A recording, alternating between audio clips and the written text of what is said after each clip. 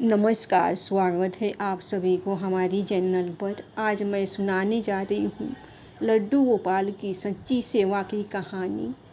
एक समय की बात है, एक गांव में दो वृद्ध स्त्रियां रहती थी। दोनों का इस जगत में कोई नहीं था। वे दोनों ही एक दूसरे का सहारा बनकर बड़े प्रेम भाव से रहती थी। हालांकि धर्म से दोनों अलग थी, लेकिन विचार से एक थी। उनमें से एक महिला हिंदू धर्म की थी और दूसरी जैन धर्म की थी। दोनों अपने अपने धर्म के हिसाब से प्रभु की आराधना किया करती थी। उनमें से हिंदू धर्म की महिला थी।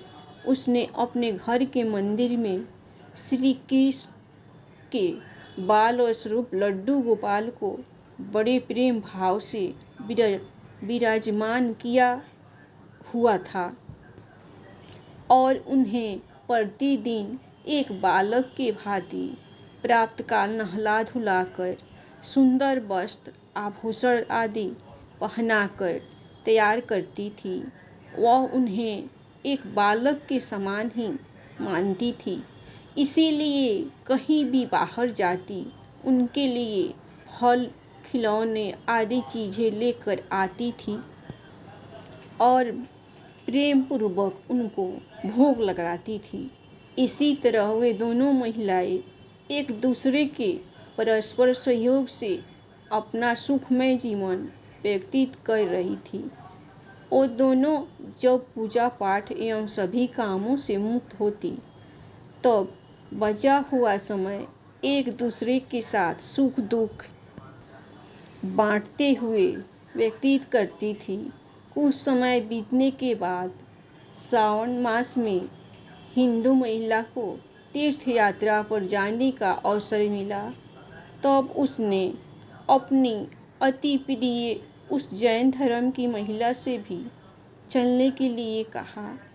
चूंकि वृद्धावस्था अधिक होने के कारण वह चलने फिरने में थोड़ी असमर्थ थी, इसीलिए उसने जाने से मना कर दिया और कहा कि मुझे चलने फिरने में परेशानी होगी, इसी कारण तुम्हें भी तीर्थ यात्रा में विघ्न रहेगा। तो वो हिंदू महिला उदास मन से तीर्थ यात्रा पर अकेले ही जाने के लिए तैयार हो गई और जाते वक्त उसने उस जैन महिला से कहा, सखी, मैं एक माह के लिए तीर्थ यात्रा पर जा रही हूँ। मेरे आराध्य श्री कृष्ण बाल और स्वरूप लड्डू गोपाल का ध्यान रखना। उन्हें बिल्कुल एक बालक की तरह स्नेह देना। प्रतिदिन स्नान आदि कराकर सुंदर वस्त्र आभूषण पहनाकर भोग लगाना। उस जैन महिला ने सब बातें सुनी और बोली कि हाँ सखी, तुम चिंता मुक्त होकर तीर्थ यात्रा को जाओ। मैं तुम्हारे लड्डू गोपाल का भली भांति ध्यान रखूंगी। इतनी सब बातें बताकर वह महिला तीर्थ यात्रा को निकल गई और जैन महिला ने सारा कार्यभार अपने सानिध्य में लिया और बड़े उत्साह और उमंग के साथ सुबह उठकर खुद नित्य कर्म से निवृत्त होकर लड्डू गोपाल के स्नान की तैयारी में लग गई। उसके बाद जब वो उन्हें लड्डू गोपाल को नहलाने लगी तो वह उस महिला की नज़र लड्डू गोपाल के पांव की तरफ पड़ी तो वह दंग रह गई, क्योंकि उनके पैर मुड़े हुए थे। उसे लगा कि उसकी वजह से उनके पांव टेढ़े हो गए हैं। इसका मुख्य कारण ये था कि उस महिला ने जब भी उन्हें लड्डू गोपाल को देखा था, वस्त्रों एवं आभूषणों से सुसज्जित देखा था। वो इस बात से अनभिज्ञ थी कि लड्डू गोपाल घुटनों के बल पर बैठे हुए थे। उनका बाल स्वरूप ऐसा ही है। वह बहुत परेशान हो गई और सोचने लगी कि मैं अपनी सखी से क्या कहूँगी। उसने इतने विश्वास के साथ मुझे ये जिम्मेदारी दी थी और मैंने लड्डू गोपाल की देखभाल सही से नहीं की। यह सब सोचकर वह चिंतन में बैठी थी कि उसे याद आया कि उसकी सखी ने कहा था कि लड्डू गोपाल सिर्फ एक प्रतिमा नहीं बल्कि जीवित होते हैं। बस फिर क्या था, उसने निश्चय किया कि दिन प्रतिदिन उनके पैरों की मालिश करेगी और वह दिन में कई बार ऐसा ही करने लगी। और जैसा कि श्री कृष्ण का स्वभाव है, वो है ही इतने कृपालु, दया निधान। उस वृद्ध महिला की इस नादान भक्ति से वशीभूत होकर उन्होंने उस पर अपनी अपार कृपा लुटा दी।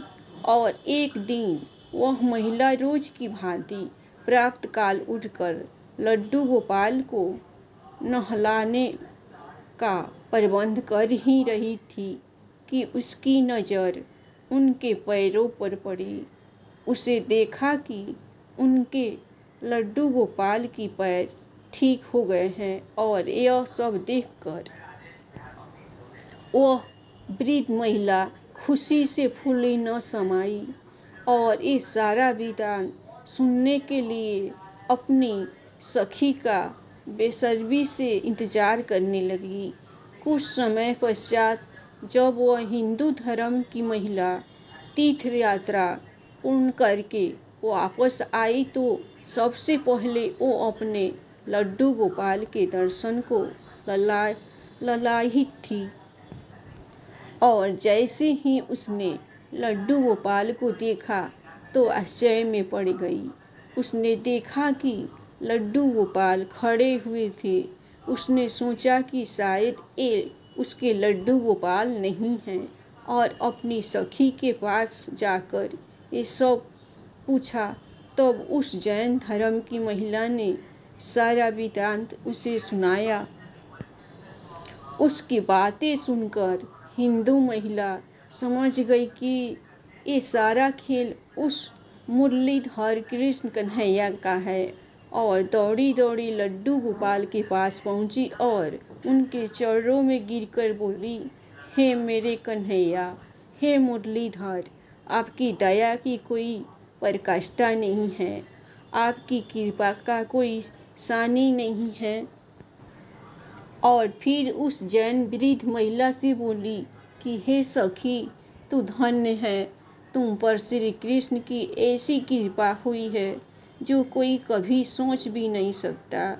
तुझे नहीं पता कि हमारे लड्डू गोपाल के पाँव तो ऐसे थी है क्योंकि उनका ये बाल स्वरूप बैठी हुई मुद्रा में है, लेकिन तेरी भक्ति ने उनके इस स्वरूप को बदल दिया, उनके पैर सीधे कर दिए।